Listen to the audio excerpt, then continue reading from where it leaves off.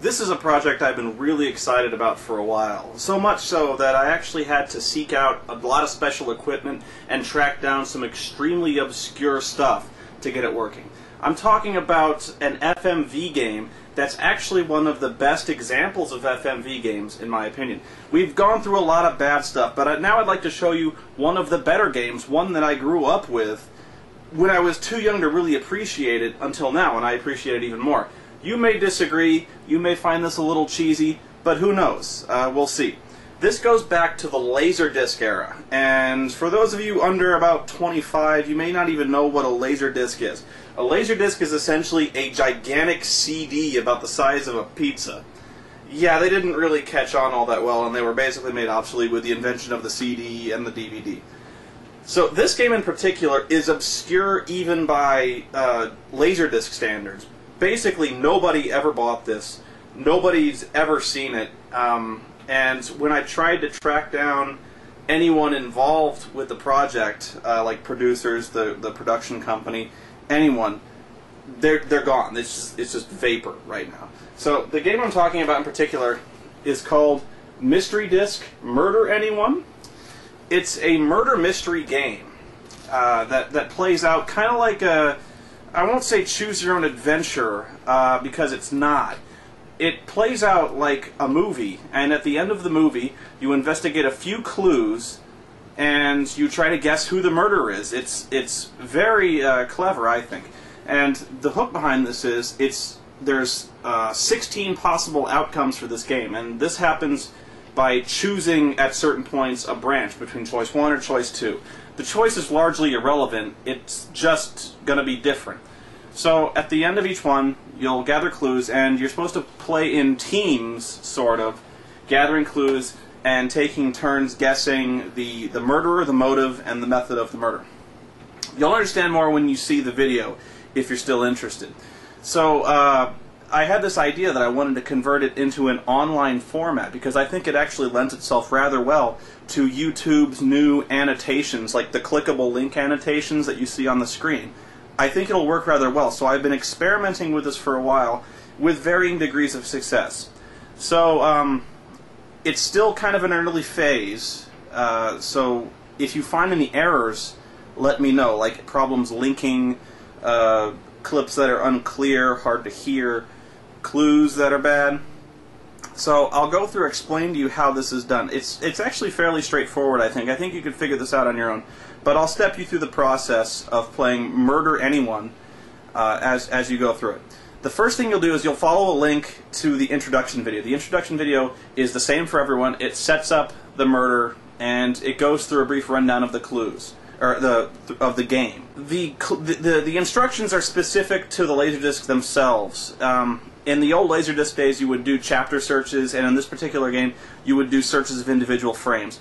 You're going to want to ignore any mentions of actual frames. Like it'll say, search frame 30,421. You don't have to do that, of course, because the frames are irrelevant. I'm actually trying to abstract that by putting clickable links on the screen. So what will happen is you'll see the video, it'll give you the rundown of all the characters, and then it'll give you a choice between choice 1 and choice 2. The choice itself doesn't matter, but you need to pick one and write it down. So the reason you want to write it down is because at the end you'll have a 4-digit number. It'll composed of 1s and 2s. That is your specific case number, and you'll need to know that because the clues that the storyline that you go to is very specific. If you go to a chapter and start investigating clues for another case, it's not going to make any sense because you'll have listened to a different thing. The video clips tend to branch and intersect. So sometimes with different storylines you'll see different clips, sometimes you'll see the same clip, but the audio is different. They do this by kind of splitting the audio channels, so in one clip, if you choose choice 1, you'll hear like half the dialogue from the movie and half of a narration, and the second option it'll be the other way around. It's not worth it to try to hear what's going on in the background. Like you might see them talking in the background while a narration is going on. You'll understand later, but just basically just listen to the foremost conversation and you'll get it. At the end of each movie, there will be 4 movies that you'll watch.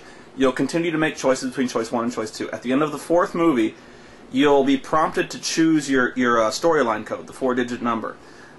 Some of these movies will have more than one choice, so it's important to remember which movie you had. Like, if you choose 1111, there's only one way to get to 1111. But certain ones like 2112, there's a lot of ways to get there. So just be sure to remember how you got there. The titles along the top should be fairly self-explanatory, so if you get lost, it should be pretty easy to find your way back. At the end of that, there's a clue phase. Now, I kind of doubt most of you will play this in teams. I'm guessing most of you will play this solo, which is cool. The way it's meant to go is, in the clue phase, you'll see a series of 3 frames. Those frames consist of clues that you can click on and investigate that will help you, like you can search the murder scene, you can interview specific witnesses again, you can do research, and things like that. Now, you're supposed to do this, like, the first team to correctly, at any time you can make an accusation, the first team to make a successful accusation is the winner. So you're really under no time constraint in this case. You can click on every clue, I guess, if you wanted. But it's kind of important if you're playing the game seriously to try to guess it as quickly as possible to see if you can figure it out. Also at the bottom you'll see desperation clues. The desperation clues are kind of spoilers, like those are the most important clues. You only want to click those if you are desperate. And at the bottom of the screen you'll see make accusation. So what you'll do is when you get to this part of the game, you'll see 3 frames. I tend to hold every text frame for about 10 seconds. So you can wait 10 seconds for the next frame, wait 10 seconds for the next frame. If you need to pause it, go ahead. The pause works and the links will still work when the video is paused. You can of course go back. You can rewind the video. When you make an accusation, this is where I'll go back for a minute. The clues, one of the major design flaws of Murder Anyone was actually the clues on the Laserdisc edition were at many points entirely illegible. So you'll notice a lot of times I've put text on the screen over the clue to make it clear. I've written down my best guess as to what the clue actually is. And I've been correct because I know the answers, so the clues will be relevant, or if for some reason I find a clue that is totally illegible, I'll just write it's illegible and I'll tell you what you need to know on that clue. I don't think it'll come up. Anyway, when you make an accusation, there will be another 3 frames. Each frame is about 10 seconds, and what you'll need to do is you'll see a series of numbers. Like, the first thing you need to know, you need to guess is who did it. So you'll see a list of about 5 suspects with a number next to each one. You'll write that down, and then the second one is the motive. You'll write down the number corresponding to the motive, and the third one is the method, how the murder was done. Write down that number. I've tried to kind of cipher up the number a little bit, because the problem with the solutions was when it came to guessing the correct solution, there are about 125 permutations of the solution, and that was a lot of links to add. I didn't want to do that because it would have been with 16 storylines about about 1,800 links. It would have been a lot, and so I wasn't willing to do that. So follow the directions on screen, and you'll have to add your number to something, and check your number to the number that's hidden in a little float over box. If your number matches, click on the solution link, and it'll take you to the solution. It'll give you a rundown of how the murder was committed, kind of a fictionalized account, and it should work okay. If your number doesn't match, you're wrong, and you should go back to the clues. You'll need to use the back button on your browser a lot to go back and guess. So that's really how the game is played. I hope you enjoy it. I hope it's clear to you. I hope I've made it clear enough and easy to follow. I hope the links work. I actually like this game quite a bit. I think it's very clever, and it's deeper than you think. If you're very serious about playing this game, pay careful attention, because you'll need to know whose alibis are where, what their motivations might be, and every one of the 16 storylines I think is very distinct from the other, and I think it is solvable, but at the same time much more in depth than, say, Clue. It's nothing like Clue. It's not like he did it in the hall with the hammer or the lead pipe. So as for cheating, I think it's entirely possible to cheat.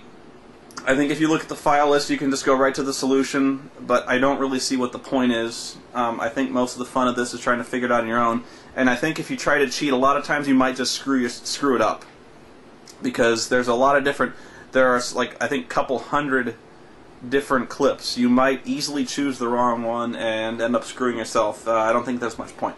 But I hope you can play this with some friends. I think it's a lot of fun trying to work this out together. Hopefully it's not too frustrating. So, if you're still in, try to click on this box here, and it'll take you to the very first clip of Mystery Disc Murder Anyone.